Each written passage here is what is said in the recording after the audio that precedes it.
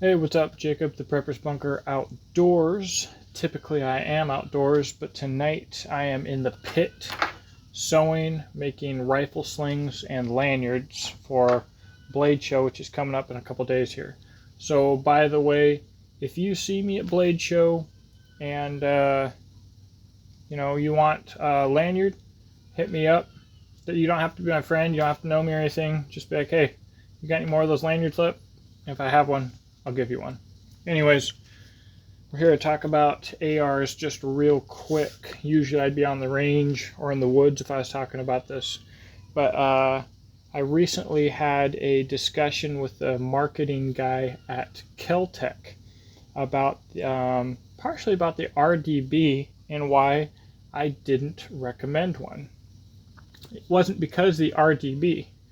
It is because there is no fighting rifle, intermediate cartridge chambered firearm that is as accurate, modular, simple, reliable, available, and affordable as the Ar15. That's a lot of things. So I don't want to give you scenarios as a prepper. The worst thing you can do as a prepper is tell people what you're prepping for or what type of emergencies could lead to what you are preparing for. What I will say is that we live in a day and age right now where ammo is still hard to get. It's getting a little bit easier, but it's hard to get. As Americans, we haven't been able to go down to the gun shop or Walmart and reliably buy 22 long rifle for over a decade. Capitalism has never allowed this to happen before. Of course, we're not dealing with capitalism problems right now. We're dealing with corporatism and ties to government. That's besides the point. Without going into a firearms scenario with you, if guns become hard to come by for whatever reason, not just Keltecs are already hard to come by for the cool ones, but rifles in general, and you happen to have a fighting rifle, a lot of the components on this firearm are wear items. People don't realize that, but they are, just like brake pads or tires. Now, in response to that, you should have an extra firing pin and an extra bolt and a few extra doodads for each of your firearms. But if you need parts for something, if you need whatever the case may be, the chances are you're going to find stuff for an AR and you're not going to find stuff for an RDB or anything else. I want to also say real quick that when I give advice like this, it's for the what I believe is the average budget-minded consumer. So if you're extremely wealthy and you can buy any and every gun that you want, more power to you. Can you make it? Does the AR is still the best option? The AK is a close second. There's a couple of issues with that, but I partially got into that in my AR versus AK video, and with a little bit more experience I can get into that a little bit more. But the value is there. If you are so wealthy that the cost of a firearm doesn't matter, get 10 of them. Because look, an AR doesn't cost $600 to $1,000. You need a sling, a few thousand rounds of ammo, enough mags to hold that ammo, a good optic, fighting flashlight. I've got my Rain handy somewhere. And you need training. Even if you're prior military, go get professional private training, I promise you. All right, so your budget AR now costs, with all of that, you know, a minimum of, let's just say $1,600, maybe $2,000. If you're filthy freaking rich, go buy premium ARs, put aim points on them, and fill a wall locker with them, all exactly the same, and train with them. You know, it's still the most practical option. And I love that for a shooter, an enthusiast, the most practical option doesn't matter. Genuinely love it. You like 5.56 or 2.23, but you don't want an AR? Get a freaking AK in 5.56. That's not real advice. Don't actually do that. But you've got the RDB as an option. You got all kinds of weird stuff. I think Keltec even has like an SU-16 as an option. I can't even think about all of the companies that make something in 5.56 because I really don't care. Or don't even go 5.56. There are other cartridges, and you can get into 6.5s, and you can get into traditional European cartridges that are much older than like 6.5 Creedmoor or anything like that. But the variety that we have is amazing. It's awesome. I love it. But let's separate, if you are here as a prepper, let's separate our practical purchases, especially if you're on a budget, our practical purchases and our fun purchases. Now, every gun has to be the most practical. You can buy guns to go enjoy them. I'm not against that.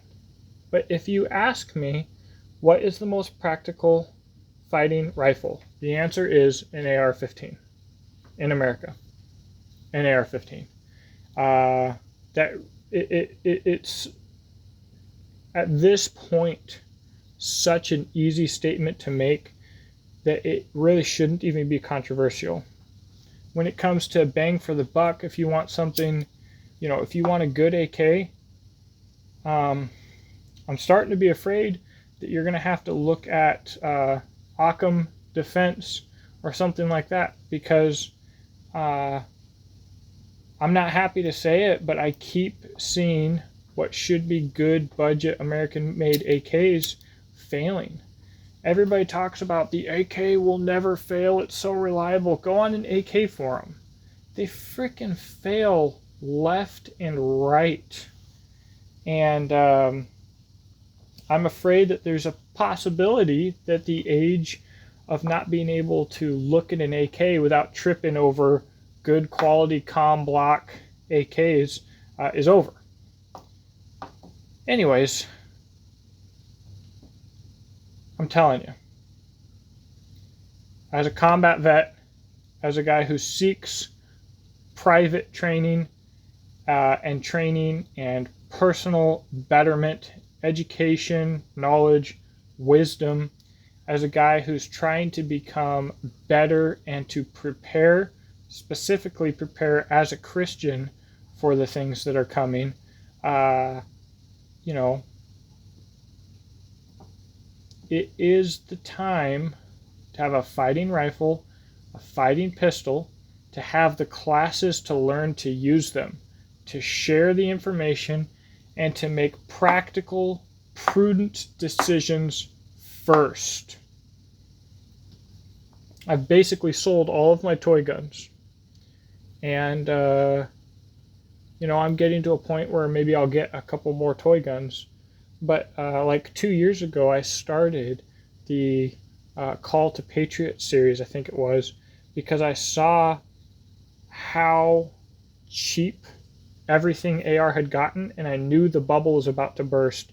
And I tried getting everyone that I possibly could to buy one then, because my typical audience is not hyper wealthy yacht people rolling around in Lamborghinis. I'm a regular guy. I happen to have done some stuff, okay? But I remember before the military, having the same mindset. I know how the military changed my mindset, and then I know how getting a degree in Homeland Security and domestic terrorism changed my mindset. And then as a combat infantryman, a combat veteran who earned my CIB, then getting private training and seeing what my training in the military should have been, and then coming back and seeing people who have no training who believe that they don't need it. It's really hard to tell people that how badly I think that they need training without coming off as an elitist, but I'm literally trying to help you because I've experienced how important it is. So in that aspect, I might not be the regular person, but when it comes to budget, look where I'm at.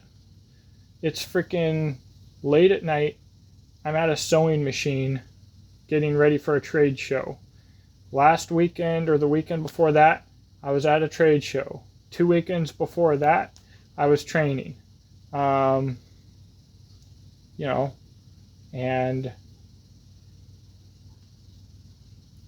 it is what it is. I'm not talking down to anybody. I'm not some class elitist, but I am someone who has always lived on a modest budget, who has experienced buyer's remorse, who has seen the value in training.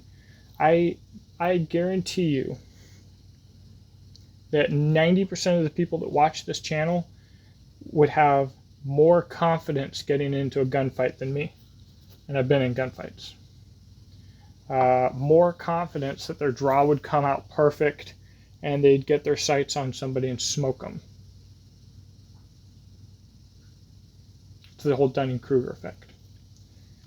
I'm getting way off topic, but what I'm saying is the AR-15 is the practical answer. I love the variety in the industry as much as the next guy. I want to go play with random crazy guns. I want to take these guns to training. But if you don't have the practical blocks checked and you want to have a practical firearm, don't be screwing around. Because as a prepper, if you believe that hardship is coming, the future's buyer's remorse could be a lot more than buyer's remorse.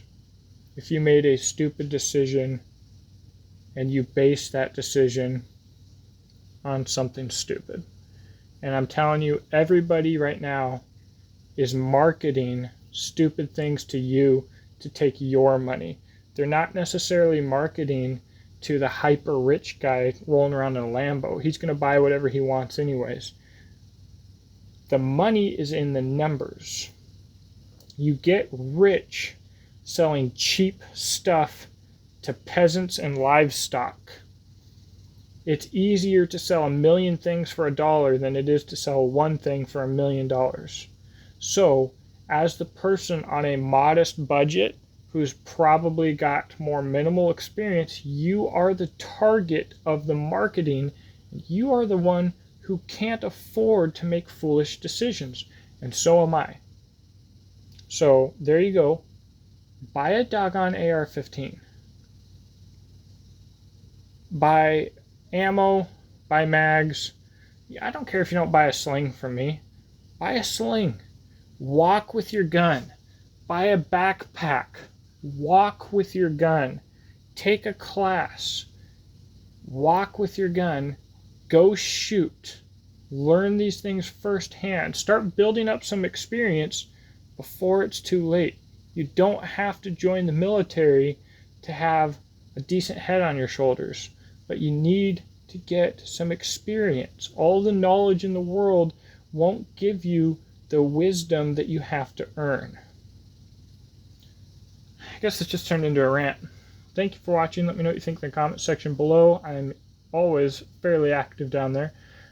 In the description box below, you can see how to support this channel, my businesses, social media links, Patreon, brand ambassadorships. I will say that, affiliate links, etc. Thanks again, guys. Have a blessed evening.